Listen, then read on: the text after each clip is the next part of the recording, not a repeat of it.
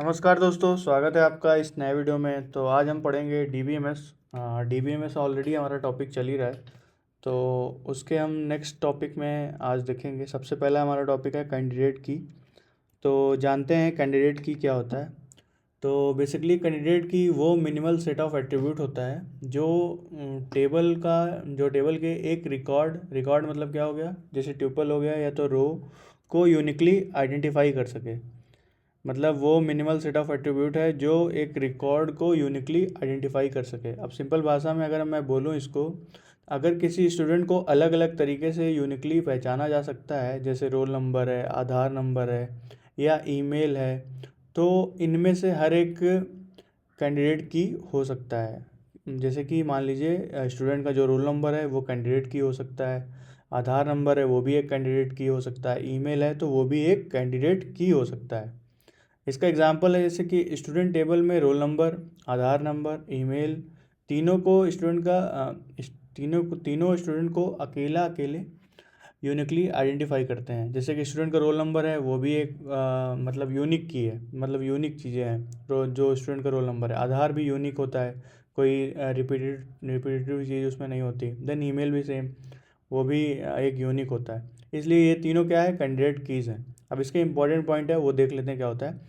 Candidate की में कोई एक्स्ट्रा या अननेसेसरी एट्रीब्यूट नहीं होता है। जो भी कैंडिडेट की होती है उसमें कोई एक्स्ट्रा या अननेसेसरी एट्रीब्यूट नहीं होता। पहला पॉइंट ये है। दूसरा, ये एक मिनिमल सुपर की होती है। नेक्स्ट आगे हम जानेंगे सुपर की क्या होता है, लेकिन ये एक मिनिमल सुपर की होती है। थर्ड है हमारा, इसमें नल वैल्यूज़ नहीं होनी चाहिए। जब भी कैंडिडेट की होती है तो उसमें हम नल वैल्यू नहीं डाल सकते। चौथा पॉइंट हमारा ये है कि एक टेबल में एक से ज़्यादा कैंडिडेट कीज़ हो सकती हैं। अगर मान लीजिए आपके पास एक टेबल है तो उसमें एक से ज़्यादा कैंडिडेट कीज़ हो सकती हैं। पांचवा पॉइंट ये है कि इन्हीं कैंडिडेट कीज़ में इन्हीं कैंडिडेट की कीज़ में से एक को प्राइमरी की चूज़ किया सकता है। मान लीजिए आपके पास मल्टीपल कैंडिडेट की है तो आप इन्हीं में से कोई एक को प्राइमरी की चूज़ कर सकते हैं। Then why roll number plus name candidate की नहीं है।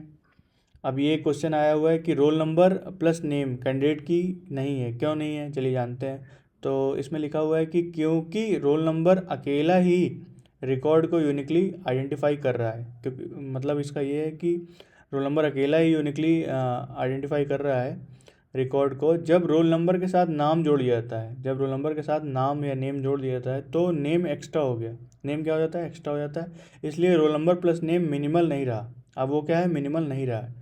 ये देखिए यहाँ पे एक इंपॉर्टेंट पॉइंट थी कि कैंडिडेट की वो मिनिमल सेट ऑफ एट्रीब्यूट होता है। तो मतलब इसका क्या हुआ कि वो मिनिमल नहीं रहा और कैंडिडेट की नहीं माना जाएगा। ठीक, जब मतलब उसके साथ नाम जुड़ गया तो अब वो मिनिमल नहीं रहा, इसलिए उसको रोल नंबर और नेम फिर कैंडिडेट की नहीं माना जाएगा। ठीक है, तो मुझे लग रहा है समझ में आ गया। नेक्स्ट टॉपिक चलते हैं हमारा प्राइमरी की। अब ये बहुत इंपॉर्टेंट टॉपिक है।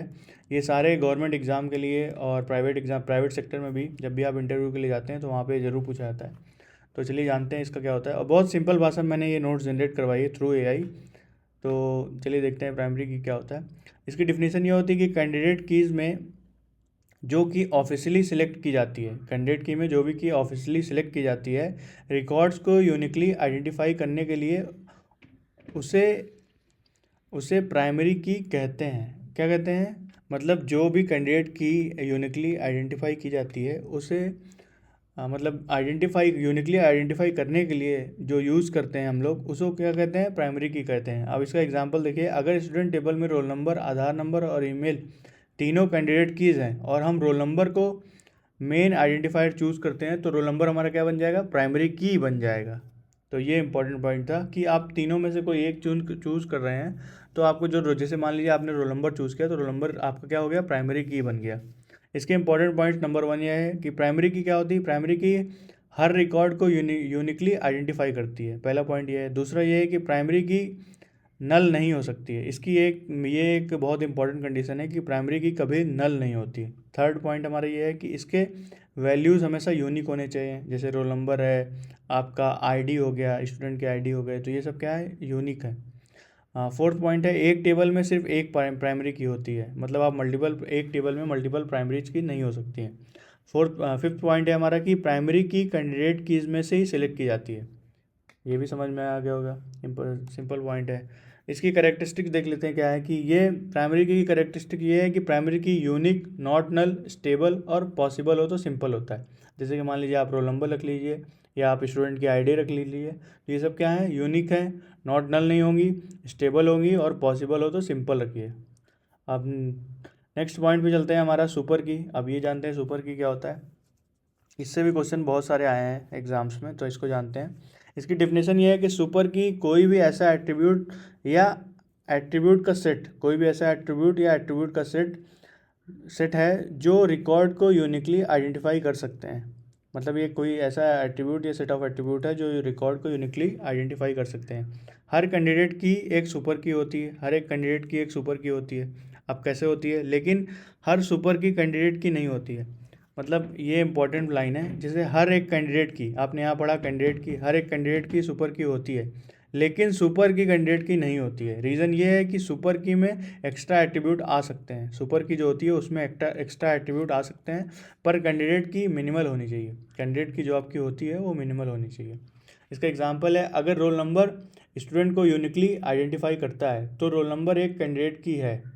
अगर ये रोल नंबर जो है आपका वो यूनिकली आइडेंटिफाई कर रहा है तो रोल नंबर क्या हो गया, आपका कैंडिडेट की हो गया और सुपर की भी हो जाएगा। लेकिन रोल नंबर प्लस नेम या रोल नंबर प्लस सिटी भी सुपर की हो सकते हैं, क्योंकि ये भी यूनिक आइडेंटिफिकेशन दे रहे हैं।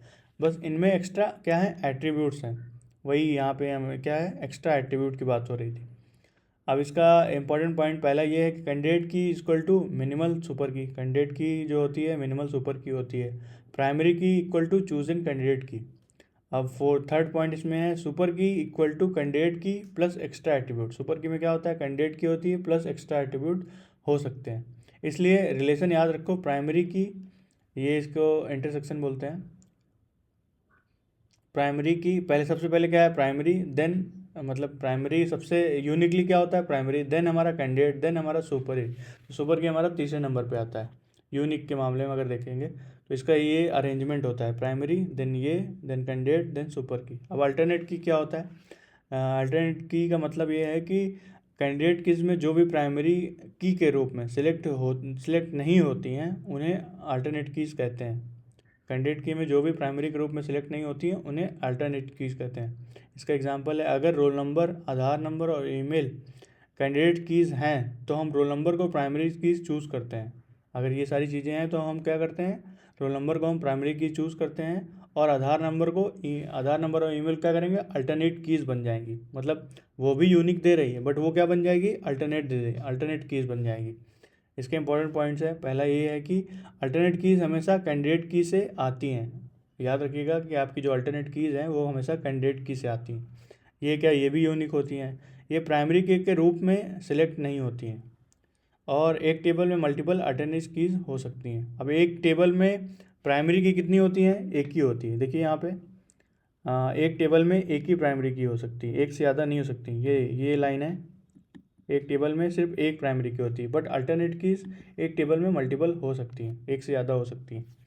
नेक्स्ट हमारा है कंपोजिट की। कंपोजिट क्या होता है, इसको कंपाउंड की भी बोलते हैं।